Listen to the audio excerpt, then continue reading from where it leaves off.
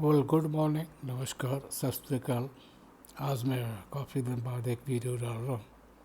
In fact बहुत ज़रूरी था ये वीडियो डालना, बिकॉज दिस ईयर 2026 मैंने ऑलरेडी कोट किया हुआ है कि 2025 जैसा गया था 2026 उससे भी थोड़ा ख़तरनाक है।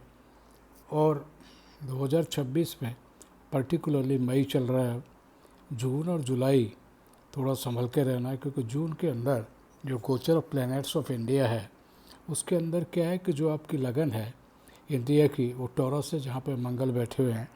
और मंगल के साथ साथ when I come to the second house, वहाँ सूर्य देव बैठे हैं मिथुन राशि में। इसका मतलब मंगल कहाँ बैठ गया? टॉरस में, शुक्र के घर में, राइट।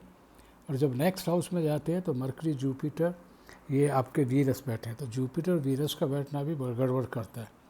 इसलिए क्या है कि जो फोर्थ हाउस है उसमें आके केतु बैठ गया। तो फोर्थ हाउस केतु सुख भाव होता है। It means ups and downs.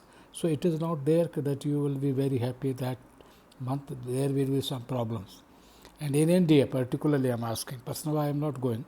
When you 10th house उसके सामने राहु बैठे हैं, इसका मतलब क्या हुआ कि केतु राहु जब फोर्थ और उसमें आ जाते हैं तो इसका मतलब बहुत कुछ ऐसी चीज़ें होनी जो आपको सुख भाव से या उस चीज़ से बचाएगी कि यू कैन टेक रेस्ट।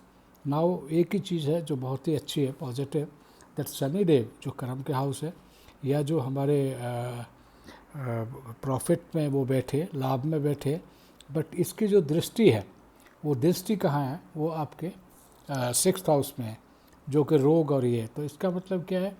रोग वगैरह भी हो सकते हैं, मतलब कुछ ऐसी चीज़ें हो सकती है और कुछ ऐसी बड़ी घटनाएं हो सकती हैं।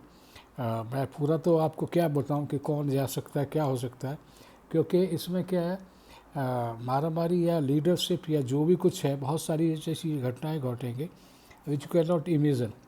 Even there are such accidents which we cannot think even, right? So what we have to do, we have to do very cautious about us. We have to very cautious about all things which are happening surrounding us. So मैं एक ही चीज़ कहूँगा जो मेरा कहना है, क्योंकि आप बहुत सारे हमारे यहाँ एस्ट्रोलॉजर हो गए यूट्यूब पे आते हैं, लेकिन वो क्या करते हैं कि बहुत सारी चीज़ें लेते हैं, पता नहीं, कुछ पता नहीं लगता कि कौन क्या कह रहा है, कैसे कह रहा है।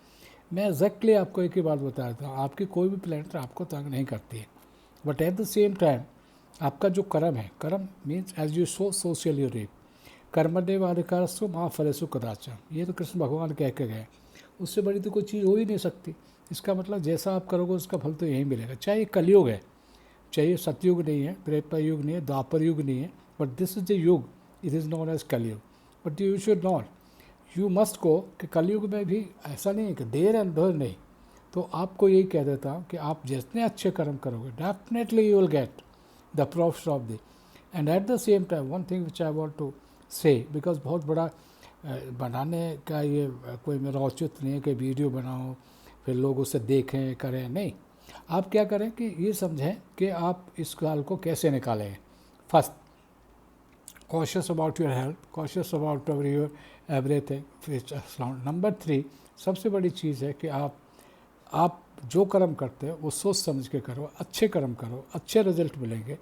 इसी के साथ मैं ज़्यादा नहीं बोलूँगा, लेकिन ये वीडियो बहुत दिन बाद डाला है तो मैंने सिर्फ अलर्ट के लिए डाला है कि you have to very cautious this year, क्योंकि 2027 में 2 आएगा।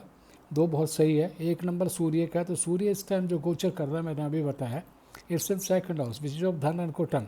तो lots of money, loss of everything, loss of, आप समझ सकते हो मैं क्या क्या धन कुटुंब का क्या मतलब है। तो lots of things are there, क्योंकि सूर्य क्या आग है, इट्स बेसिकली आग, but still they not the king of the planets, right. But इसकी दृष्टि कहाँ है ये देखिए आप, सीधा जाके स्तंभ। तो कहने का मतलब है बहुत सारी ऐसी घटनाएं हो सकती है which you can not even think.